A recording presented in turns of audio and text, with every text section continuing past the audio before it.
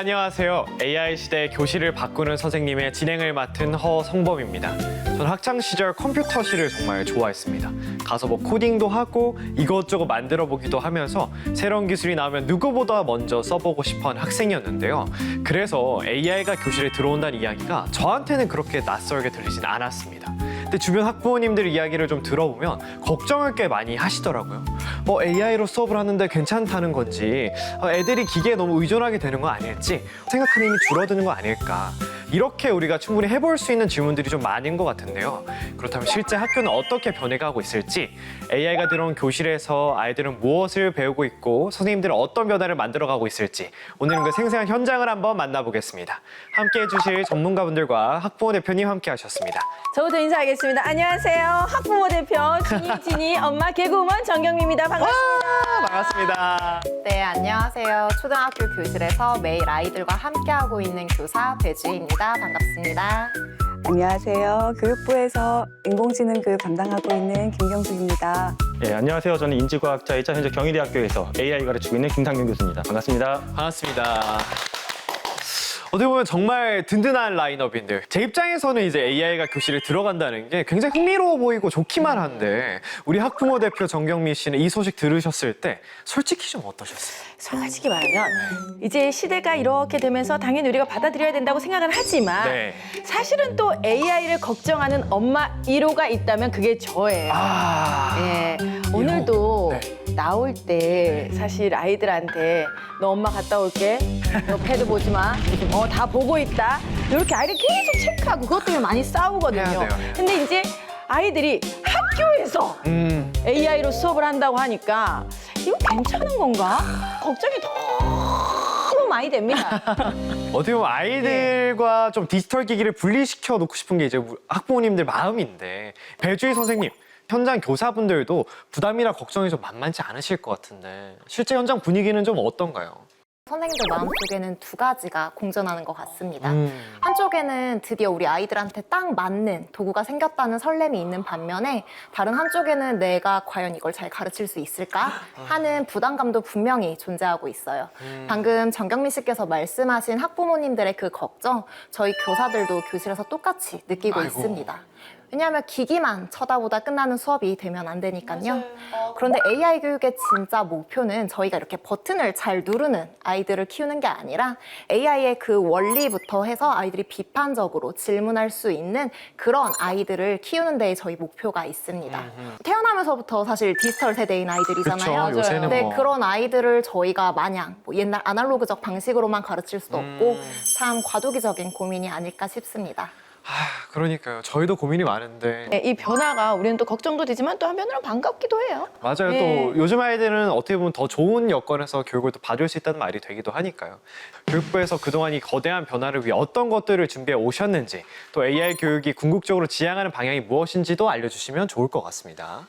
교육부에서 갑자기 기기만 딱 주는 그런 수업 혹은 선생님들한테 그냥 해봐 이렇게 하는 게 아니라 네. 학교에서 변화를 이끌어줄 선생님들을 위한 연수, 선도학교 운영을 통해서 현장의 목소리를 촘촘하게 반영하여 준비를 하여 왔습니다. 단순히 기술을 잘 다루는 아이를 길러내는 것이 아니라 인공지능을 도구 삼아서 선생님들은 학생들의 성장에 더 집중할 수 있는 교육 설계자로 발돋움하고 아이들은 자신만의 속도로 배우고 성장하는 것이 교육부가 그리는 모습입니다. 그럼 우리 김상균 교수님께서는 이런 수업 방향의 변화가 뇌를 연구하는 인지과학 측면에서도 좀 흥미롭게 보고 계실 것 같은데 어떻게 보시나요? 부모님들한테 질문하고 싶은 게 우리 아이가 똑똑한 친구들하고 같이 공부하면 좋겠어요? 아니면 좀 머리가 나쁜 친구들하고 같이 공부하면 좋겠어요? 이런 질문은 처음인데요. 너무 그래도 너무 똑똑하지 못하고 막 문제도 못 풀고 생각도 안 하고 말도 안 하는 친구보다 섞여 있으면 좋을 것 같잖아요. 예. 인간 기준으로 우리가 IQ 얘기하잖아요. 네. IQ 150 이상 역할도 해주지만 때로는 우리 아이처럼 좀 모르는 역할을 하면서 같이 질문놀이도 할 수가 있고 그러니까 다양하게 교실에서 빈자리를 채워줄 수가 있어요. AI한테 애가 뭔가 물어봐서 정답만 받아먹고서 생각 안 한다. 이건 AI를 나쁘게 썼을 때고요. 이 도구를 교실에 잘 쓰게 되면은 교실에 비어있는 여러 가지 역할들, 똑똑한 친구, 약간 공부 안 하는 친구, 말 재밌게 하는 친구, 다양한 역할을 해주면서 교실의 빈틈을 막 채워줄 수가 있습니다. 그럼 뇌가 여러 군데가 동시에 활성화되는 거예요. 그럼 수학만 잘하는 머리가 아니라 종합적으로 살아갈 수 있는 종합적으로 내가 활성화되는 머리로 바뀌게 되는 겁니다. 그러면 우리가 직접 보면 더 좋을 것 같으니까 과연 AI가 우리 아이들의 교실 안으로 들어왔을 때 어떤 변화가 일어나는지 한번 만나보면 좋을 것 같습니다. 배주희 선생님의 학교이기도 한데요. 서울 도남초등학교를 함께 가보시죠. 체육 시간인가?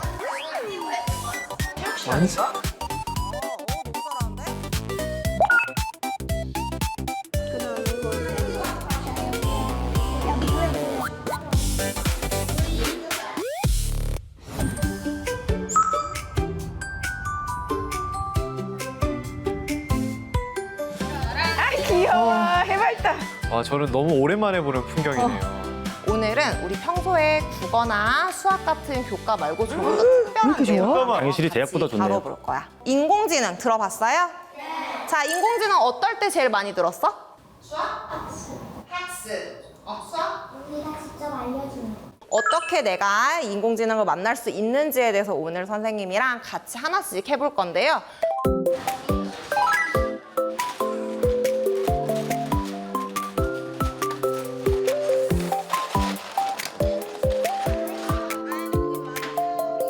쌍검술. 상검술. 좋았어.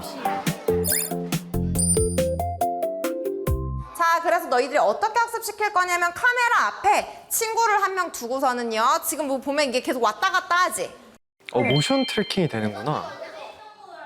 이제 너희들이 로봇한테 명령을 내려줘야 된단 말이야.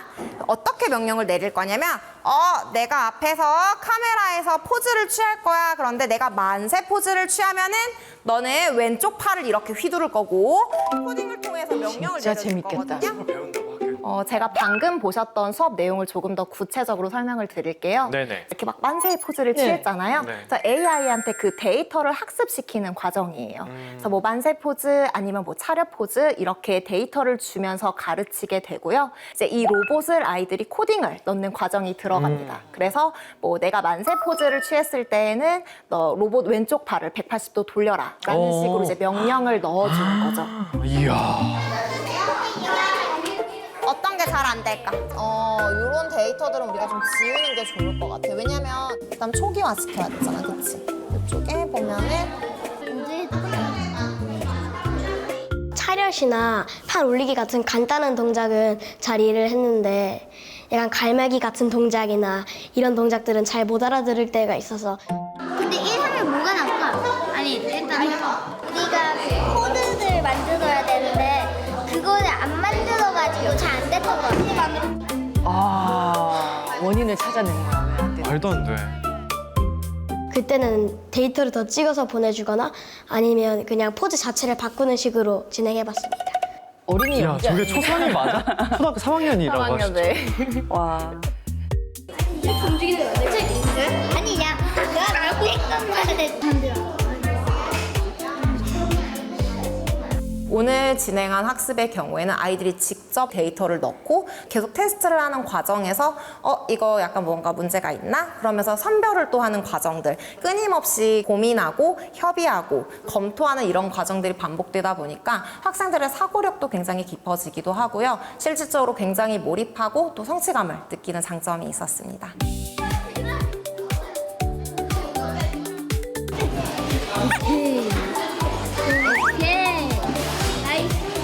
아이들은 자칫 인공지능이 약간 신이다, 무엇이든 대단하게 할 수 있다라는 착각에 빠질 수도 있는데요. 결국 이 인공지능이라는 거는 사람이 어떤 데이터를 가지고 어떻게 학습시켰냐에 따라서 좋은 결과값이 나올 수도 있고 어떤 경우에는 잘못된 모델이 만들어질 수도 있기 때문에 인공지능도 이제 우리 사람들이 이렇게 학습을 시키고 우리가 제어하고 이렇게 훈련시키는 것이구나라는 것을 그 과정에서 깨달을 수 있고요. 자, 이제 뽑아보겠습니다. 준비하시고. 저희가 만든 로봇의 이름은 우라미 버전 2입니다. 지금부터 우라미의 칼춤을 시작해 보겠습니다.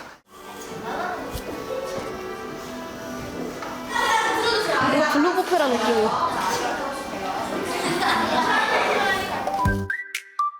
같은 팀들과 함께 팀워크를 하고 코딩도 하고 로봇 조립도 했던 게 가장 재미있었습니다.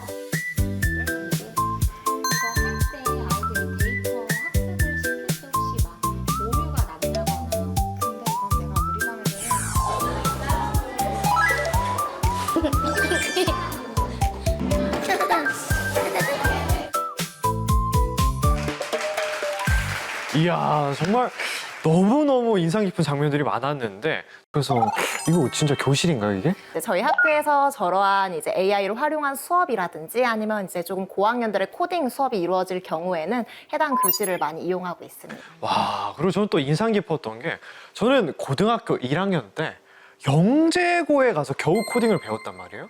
근데 요즘 아이들 몇 살 때부터 코딩 배우죠?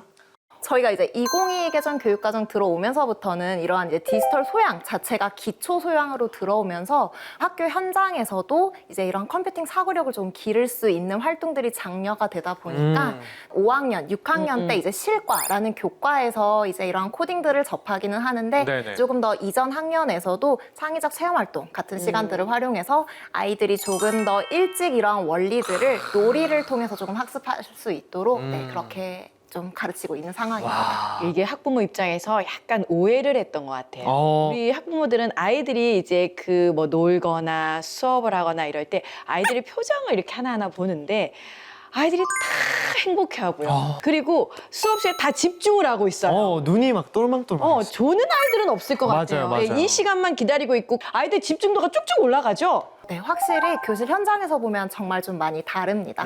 이 수업에서 사실 가장 킥이라고 할 수 있는 거는 네. 모두가 집중을 하고 있잖아요. 평소에는 약간 쭈뼛쭈뼛 대거나 무언가 활동을 할 때 살짝 소극적이었던 친구들도 본인이 직접 포즈를 학습시키고 그 다음에 인식을 시켰을 때 로봇팔이 돌아가는 것들을 보면서 눈빛이 확 달라져요. 성취감이. 네, 저에게 막 달려와서 선생님 쟤 움직여요. 막 이러고요. 그리고 부모님들께서 걱정하시는 디지털 과이준 문제도 어찌 보면 이 수업이 이렇게 해법이 될 수 있다고 생각합니다. 내가 뭔가 포즈를 잘못 인식시켰나? 아니면 데이터가 조금 부족한가? 하면서 이렇게 본인들의 데이터를 다시 모으기도 하고요. 무언가 로봇의 움직임이 적절하지 않다고 느꼈을 때는 본인이 짠 코딩을 다시 또 보기도 하고요. 결국은 이제 AI도 틀릴 수 있다는 것. 그리고 그 결과가 내가 넣은 학습 데이터와 내 코딩으로부터 나온다는 것을 아이들이 몸으로 깨닫는 시간이 됩니다. 중요하네요. 와, 그러니까요. AI를 그냥 쓰는 게 아니라 AI가 왜 그렇게 작동하는지 이해하는 것. 이게 사실 지금 저희 미래 세대에서 가장 강조하고 있는 디지털 문해력이고 아이들이 교과서가 아니라 직접 자기 손으로 체득하는 시간이 될 수 있습니다. 이야. 초등학생들이 이거 한다 보니까 정말 당황스러울 정도로 신기한데 저는 그렇게 느껴요. 이게 이제 사람이 몸으로 해봐야지만 체화된 인지라는 게 생겨요. 네. 내가 하면서 내 기억도 오래가고 호기심도 더 커지고. 근데 그걸 직접 아이들이 산업 현장 가서 로봇을 만질 수는 없는 거잖아요. 그렇죠. 그러니까 그런 거의 일부를 아까 그 블럭 코딩 해가지고 해보고 그걸 디바이스가 도와주고 너무너무 좋은 디지털 디바이스인 거죠. 이럴 때는. 실패도 해보고 다시 해보고 하면서 자기만의 답을 찾아가는 과정을 AI랑 티키타카 하게 되면은 정답 하나만 던져주는 게 아니라 아이의 질문과 사고 자체를 넓게 키워준 도구가 되는 거죠. 예. 이런 시대에 우리가 좀 AI를 대할 때는 답을 얻는 게 중요한 게 아니라 어떻게 질문을 좀 하느냐가 더 중요해진 것 같습니다. 그리고 그런 질문을 좀 이끌어내도록 훈련시켜주는 분들은 결국 교사, 선생님들이실 텐데요. 그래서 교육부에서도 교사 역량 강화와 교육 현장 지원에 많은 노력을 좀 기울이고 있다고 들었는데요. 연구관님, 좀 어떤 것들이 있을까요? 선생님들께서 인공지능 교육을 체계적으로 배운 세대가 아직 아니거든요. 지금 막 시작하는 단계라고 보시면 되고요. 선생님들이 이런 기술을 너무 부담으로 느끼지 않도록 저희 교육부에서도 다각도로 지원을 하고 있어요. 선생님들께서 전문성을 높일 수 있도록 AI 담당 교원 연수, 그리고 이제 석사 과정을 지원하는 AI 융합 교육 전문 과정도 함께 있습니다. 또한 학교마다 좀 상황과 요구 사항이 다르다 보니까 전문가들이 직접 찾아가서 그때그때의 필요와 니즈를 좀 해결해주는 그런 찾아가는 학교 컨설팅까지 단계별로 지원을 하고 있습니다.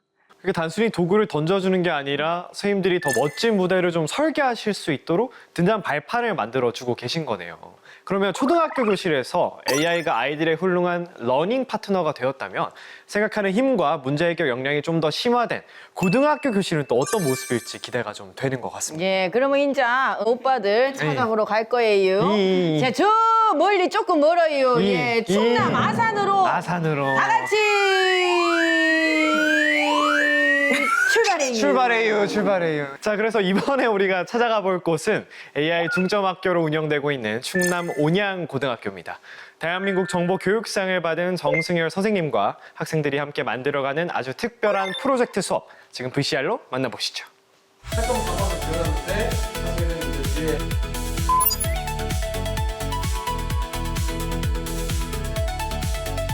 로봇이 훨씬 세련돼진 것 같아요. 우와.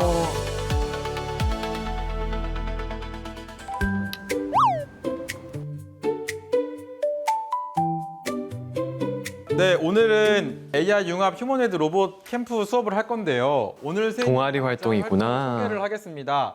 자, 우선 첫 번째 활동은 이 로봇에다가 이제 우리 인간으로 치면 눈을 달아줄 거예요. 우리 눈을 담당하는 센서가 뭐였죠?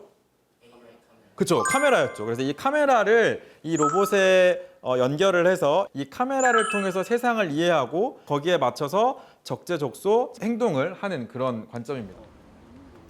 오늘 수업은요, 피지컬 AI 프로젝트입니다. 쉽게 얘기하면 교과서에 있던 이런 인공지능이 교과서 밖으로 나왔다고 생각하시면 되는데요. 기존의 휴머노이드 로봇에다가 우리 인간의 눈의 역할을 하는 AI 카메라를 연결해서 실제로 사물을 인식하고 그리고 색깔을 추적해서 긴 트랙을 연결해서 달리게 하는 마라톤, 이런 미션들을 수행하는 활동입니다. 페이스 인식 아이디 원되고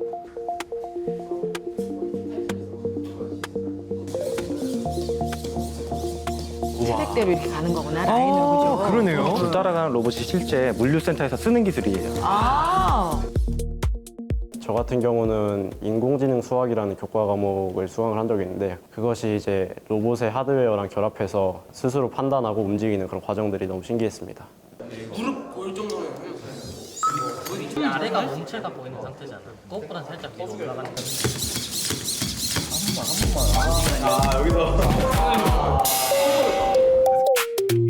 어려웠던 점은 이 아무래도 AI 카메라가 제대로 인식을 하지 못하는 경우가 있어서 오작동이 발생한 적이 있습니다. 좀 더 민감하게 하는 거. 그 정도만 밖으로 벗어나더라고. 친구들이랑 같이 협업하니까 머리를 맞대서 생각하고 문제를 어떻게 해결해야 할지 서로 고민하면서 같이 재미를 느끼고 또 저도 제 친구가 모르는 거를 가르쳐 줄 때 도움이 돼서 기쁘고 저도 배우는 느낌을 받아가지고 아주 좋습니다. 학습을 쭉 시키는 거구나. 아이들의 어떤 흥미도나 성취도 측면에서 굉장히 높고요. 교실에 거의 함성이 이루어지는 그런 상황까지 갑니다. 네.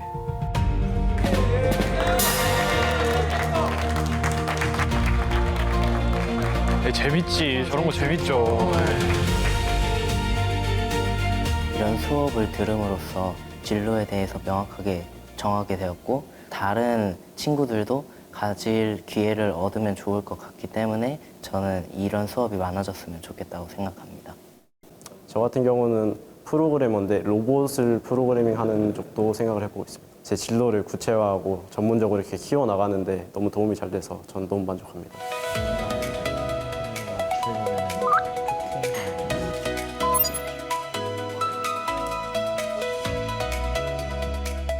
우선은 제가 이제 여러 가지를 가르치면서 학생들이랑 상호작용을 하는데요. 가장 보람이 되는 거는 제가 가르쳤던 어떤 수업에 영감을 받아서 자신의 진로를 바꾸거나 정말 그쪽으로 대학교에 진학을 하는 그런 학생을 보면 아, 그래도 제가 교사로서 어떤 아이들에게 배움이 일어나는 수업을 하고 있구나. 정말 희열을 느끼고 있습니다.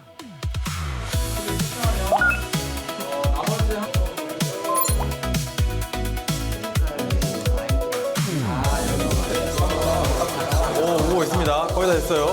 문양고 화이팅! 야. 역시 고등학생 친구들은 또 레벨이 좀 다르네요. 그래서 AI를 이렇게까지 좀 잘 활용하고 있구나가 느껴졌고요. 진짜 로봇 연구소 같은 느낌이었어요. 또 애들이 로봇이 마음대로 막 안 움직일 때 화내는 친구들이 하나도 없잖아요. 이렇게 해보고 저렇게 해보고 막 네. 웃고 그러잖아요. 네, 서로 네. 응원하는 모습이 굉장히 인상적이었습니다. 이야, 그렇습니다. 그래서 저도 거기 좀 공감이 됐는데 결국 미래 사회가 원하는 인재상도 막 그냥 정답만 찾아내는 아이들이 아니라 어떻게 저 멀리 있는 문제에 차근차근 잘 접근하냐 그런 사람을 길러내고자 하는 거거든요. 프로젝트형 수업을 이제 보면 보통 교사분들이나 학부모님들이 걱정을 하세요. 네. 우리 아이가 정답만 선생님한테 쫙 배우면 좋겠는데 근데 사실은 정답만 쭉 배우는 과정보다 내 생각을 친구들하고 소통하면서 생각이 깊어지거든요. 그렇죠. 또 하나 이제 프로젝트 수업 하다 보게 되면 자꾸 실패하거나 갈등이 생기긴 해요. 근데 이거 이렇게 해석하시면 좋아요. 우리가 이제 이걸 하게 되면 결과가 A로 나올 것 같았어. 근데 결과가 실제 나온 게 만약에 B야. 약간 다른 거, 의아한 거. 사실 이게 개그의 논리거든요. A를 생각했는데 A가 나오면 재미가 없는 거예요. 근데 수업도 마찬가지인 게 내가 A를 생각했는데 B가 나왔어. 이건 괜찮아. 근데 F나 G가 나오면 너무 멀었으니까 얘가 못 돌아오는데 네. 예측 가능한 수정할 수 있는 실패를 프로젝트 수업 통해서 배우는 거예요. 그럼 실패해보고 고치고 실패해보면 고치고 AI가 도와주고 선생님이 봐주고 안전한 실패를 계속 할 수 있기 때문에 굉장히 프로젝트형 수업이 전 좋다고 봅니다. 네. 근데 우리 아이들이 아까 전에 이제 그 여러 가지 실패를 하고 다시 고치고 막 이러는데 이런 실패의 경험들이 아이들에게 중요한 배움이 될 수 있겠죠? 그렇죠. 뭐 요즘에 마음 근력 얘기를 많이 하시는데 몸에도 이제 근력 운동 많이 하시는 분들 보게 되면 다치거나 이렇게 까진 부분들이 있잖아요. 네네. 그게 쌓여가지고 이게 건강한 몸이 되는 것처럼 그쵸. 생각하는 것도 결국 실패하는 그 상처들이 조금씩 날 수밖에 없어요. 근데 그걸 다 이제 사전에 예방하려고 하게 되면 애는 뭐 건강해 볼 수가 있지만 안 크는 거죠. 어른으로서. 그러네. 그러니까 실패를 통해서 크게끔 좀 약간은 용기 있게 봐주시면 좋을 것 같아요. 네. 저는 공부할 때 이 아는 문제 만나는 것보다 모르는 문제 만나는 게 반가웠어요. 오, 그래야 내가 알아가는 게 하나 더 생기는 거예요. 훌륭한 학생이었습니다. 우리 다 몰랐는데. 그래서 이런 식으로 좀 실패를 두려워하지 않도록 한다는 거. 실제 사회 어떻습니까? 이런 프로젝트형 식으로 좀 진행이 되지 않습니까? 모든 업무가. 그래서 이런 것들을 좀 아이들이 미리 연습해 볼 수 있다는 게 큰 장점이 되는 것 같고요. 영상 속의 온양고등학교나 정승열 선생님의 이런 기술 사례들이 다른 학교들에도 좀 많이 확산되어 있다고 들었어요. 네, 맞습니다. 좀 전에 보았던 온양고도 그냥 일반계 고등학교거든요. 네. 지금 선생님들을 제가 자주 만나게 되는데 선생님들의 열기가 너무 뜨거우세요. 그래서 이제 이런 분위기가 전국적으로 아주 활발하게 지금 확산이 되고 있고 또 교육청의 역할도 되게 중요합니다. 네. 이제 교육청 차원에서 선생님들이 되게 즐겁고 재밌게 배우고 그 배운 것을 아이들에게 어떻게 가르쳐야지 하는 그런 고민을 함께 할 수 있는 그런 장 이런 걸 만드는 것이 굉장히 중요합니다. 결국 아이들을 만나는 건 선생님이시거든요. 맞습니다. 네. 맞습니다. 또 한편으로는 그런 생각이 듭니다. 지금 이제 도남초등학교나 온양고를 봤을 때 굉장히 좀 값비싸 보여요. 근데 이제 우리 아이 학교는 예산이 부족합니다. 우리 아이들은 저런 수업을 못 받는 거 아니야? 이런 고민이 좀 생길 것 같은데 어떻습니까? 이제 학부모님들이 지금 걱정하시는 부분이고 교육부에서도 가장 무겁게 고민하고 있는 지점입니다. 정부의 예산이 특정 학교에만 혜택을 받지 않고 고르게 편성될 수 있도록 그런 노력을 해야 되는 게 되게 중요한 거라고 저희도 인식을 하고 있고요. 예산 부족으로 인해서 기회를 얻지 못하는 학생이 발생하지 않도록 제가 최선의 노력을 하고 있습니다. 이런 좋은 교육을 모두가 좀 공정하게 누릴 수 있도록 우리가 당연히 노력을 해야 된다는 말씀이신 것 같고요. 그리고 배주희 선생님께 또 여쭤보고 싶은 것은 이번 온양고에서는 AI를 로봇에 융합해서 좀 실전 문제를 해결해 봤단 말이에요. 그럼 현장 교사로서 이런 교실의 변화를 좀 어떻게 보고 계신지. 네, 저희 도남초가 사실 AI의 이제 기본 원리를 익히는 단계였다면은 온양고는 그 원리를 로봇에 융합해서 실제 문제를 푸는 단계라 결이 또 다릅니다. 네네. 근데 결국 두 수업은 사실 본질이 똑같아요. 기기를 능숙하게 다루는 것이 목표가 아니라 AI와 데이터가 실제로 어떻게 작동하는지를 눈앞에서 확인하는 거죠. 그리고 아까 보셨던 것처럼 내가 무언가 설정했던 조건 하나가 틀리면은 로봇이 막 곧장 엉뚱한 데로 가버립니다. 맞아요. 그러면 아이들이 왜 이러지? 하면서 다시 서로 머리를 맞대고 자기가 짠 코드라든지 아니면 설정한 조건을 다시 들여다보게 됩니다. 단순 암기식 교육에서는 절대 볼 수 없었던 스스로 원리를 파고드는 그 눈빛들을 저희는 요즘 교실에서 매일 마주하게 됩니다. 맞습니다. 그리고 학생들이 배울 때도 일방적인 수업보다는 이런 식으로 뭔가 과제가 있고 그런 것들을 머리 맞대고 해결해 나가는 과정을 또 더 즐기고요. 그 과정에서 배우는 것도 훨씬 많습니다. 그래서 오늘 학교에서 뭐 배웠어? 라고 하면은 뭐 2시간 강의 들었을 때보다 2시간 동안 아이들이랑 머리 맞댔을 때 기억에도 훨씬 좋다라는 거죠. 그래서 이 교과서 속에 배운 것들이 마치 오프라인 세상에 살아 숨쉬는 것처럼 내 눈앞에 드러날 때 아이들이 느끼는 그 전율, 그런 것들을 좀 모두가 느낄 수 있는 세상이 좀 됐으면 좋겠고요. 그런 것이야말로 우리가 좀 AI 시대에 어울리는 진짜 배움의 장의 현장이 아닐까 싶습니다. 이렇게 해서 우리가 초등학교부터 고등학교까지 AI와 함께 배움의 새로운 문을 열어가고 있는 우리 아이들과 선생님의 모습을 좀 다양하게 만나봤는데요. 사실 저런 수업은 어느 날 갑자기 만들어지는 건 아닙니다. 아이들이 성장하는 만큼 선생님들도 다시 많이 배우고 계신데요. 2부에서는 교실 뒤편에서 벌어지는 선생님들의 또 다른 도전을 만나보겠습니다. 그럼 저희는 잠시 후에 다시 돌아오겠습니다.